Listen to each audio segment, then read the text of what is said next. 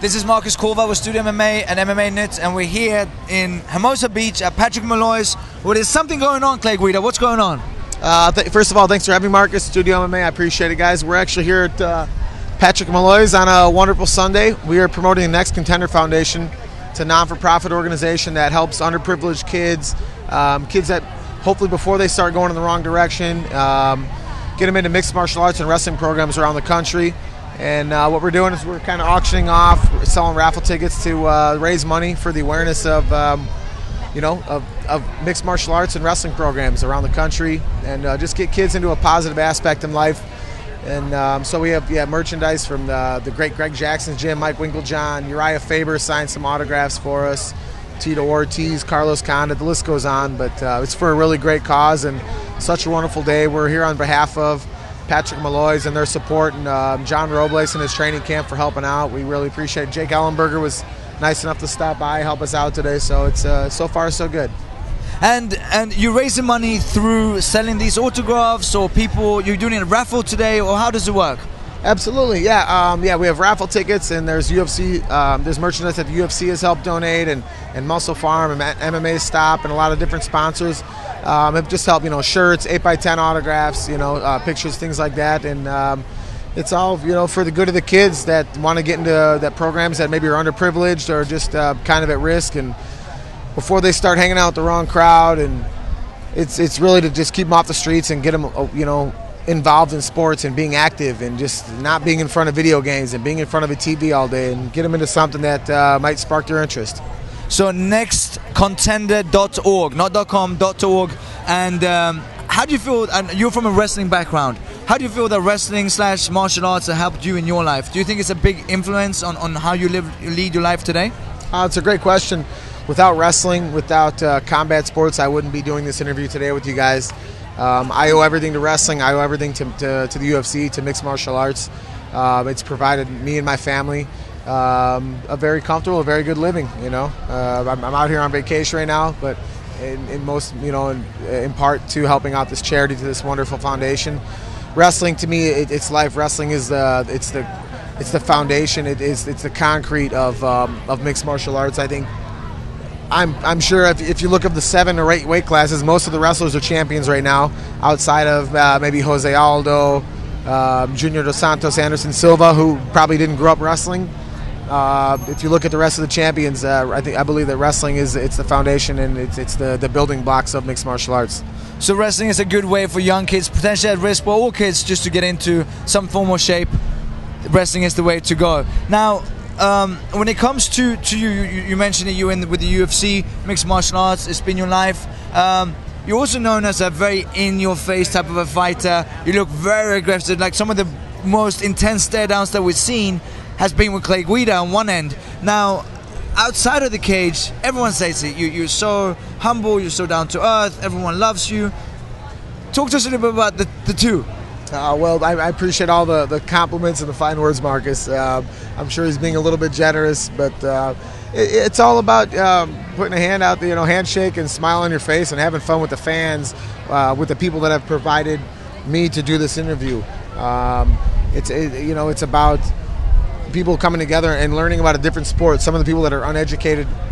Uneducated You're a public guy down here. Arts, uneducated about the UFC, perhaps the other organizations, and realize that it's not just it's not. We're not just like bar fighters. We're not just uneducated. I tell you what, probably 75, I think 80% of mixed martial artists have some sort of a college background, which, believe it or not, I believe it's more than most professional sports, whether it be the NBA, Major League Baseball, the NFL, National League Football, whatever it is.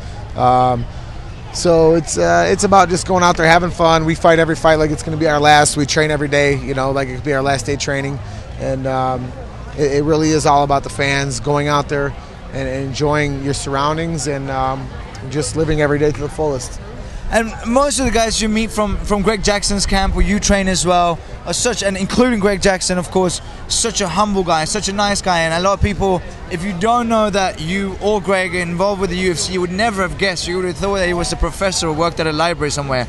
And yeah, the home of some of the champions in the UFC, some of the best fighters that mixed martial arts has to offer. What is it about Greg Jackson and Jackson's camp? Coach Greg Jackson, his intelligence, his how he thrives for knowledge. You know, he seeks out different leaders in foreign history and in different cultures, and how he just wraps it around the sport of mixed martial arts, the art of war. Being inside that octagon, he picks up. You know, he knows that he's not the greatest coach. He knows that he seeks out knowledge from other coaches in different sports, and he relates them to hand-to-hand combat. Mike Winklejohn is basically his mentor, who's my kickboxing coach, my striking coach. They're like fathers to me as well. You know, not only are they great friends and great coaches, but they give you a different outlook on life. You know, even if you're down in the cards, if you come off a fight or you come off a loss in a fight, just pick up the cards and get back in there. Give yourself another shot. You know, so it's we're very fortunate to look up to leaders like them. Now, Greg Jackson and everyone that trains with him swears by him, and there's been some criticism for a few fighters saying that he's killing their sport and so on, and including your last fight. I know you've been asked a lot about it, but what's your answer to people that are criticizing Greg Jackson? Oh, I would like to see some of those critics be in his position, and you look at winning and you look at exciting fights. It's hard to do both sometimes, to be above a 500 fighter and have exciting fights and fight of the nights all the time. He's in a very tough position. He's about creating champions and building champions inside and outside of the cage. And sometimes the most successful fighters with the best winning percentage may not be the most exciting, but it's about longevity in the sport. It's about winning. It's about having fun. And I believe Greg Jackson and Mike Winklejohn Mixed Martial Arts is about both, and it's for the better of the sport, no matter how many critics, how many non-believers there are out there. And then, you raised a good point. What is more important as a fighter? You see some of the most exciting fighters, also the most marketed fighters. They have a lot more losses on the record. What's more important, being exciting and marketable and a crowd pleaser, or winning fights?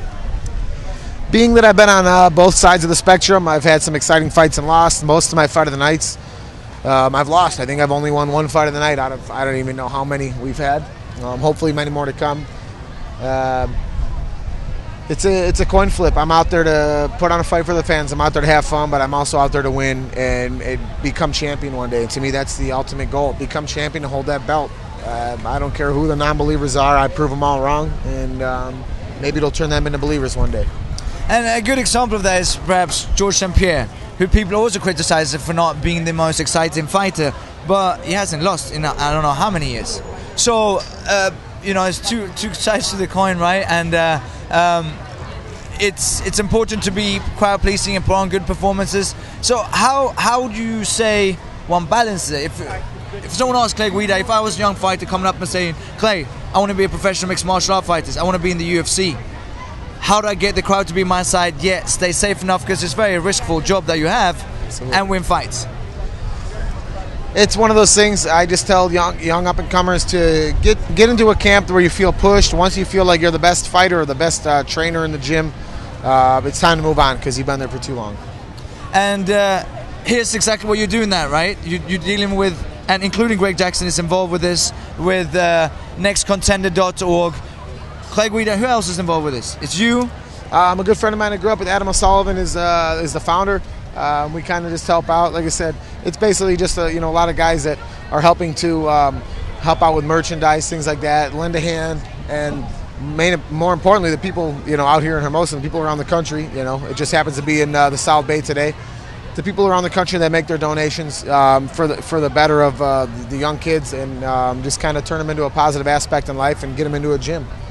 So here's your chance to support a great cause, a non-profit called nextcontender.org, where you can also, at the same time, get some merchandise from UFC fighters, and you're doing it for a good cause. It's a win-win situation. Clay, thank you very much for coming out, and looking forward to see you in the future. Thanks, Studio MMA. Thank you, Marcus. Appreciate it, guys. Thank you, sir. Appreciate it.